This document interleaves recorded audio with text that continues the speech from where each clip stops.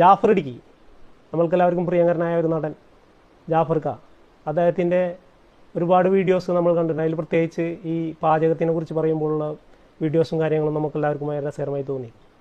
അപ്പോൾ അതിലൊരു ചെറിയൊരു ഭാഗം ഞാൻ നിങ്ങൾക്ക് വേണ്ടി ഇമിറ്റേറ്റ് ചെയ്യാണ്. സപ്പോർട്ട് ചെയ്യണം. ഓക്കെ. നീ കോവക്ക വറുത്ത് കഴിച്ചിട്ടുണ്ടോ?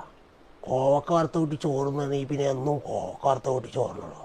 കോവക്ക അങ്ങെടുത്ത് നല്ല നെടുകങ്ങോട്ട് കീറുക, ഇച്ചിരി ഉപ്പും എരിവിന് ഇച്ചിരി മുളക് പൊടിയോ മഞ്ഞൾപ്പൊടിയൊക്കെ കൂടി ചേർത്തൊന്ന് എല്ലാം കൂടി കുഴച്ചതിന് ശേഷം അതങ്ങോട്ട് മാറ്റി വെക്കുക. കുറച്ച് വെയിലത്ത് വെച്ച് ഇച്ചിരി അതിൻ്റെ വെള്ളമൊക്കെ വരിയാൻ വേണ്ടിയിട്ട്, വല്ലാണ്ട് ഇതാവരുത്, ഒരു കൊഴുകൊഴാന്നുള്ള ആ മട്ടിൽ അതങ്ങ് എടുത്ത് ഒന്ന് വറുക്കുക.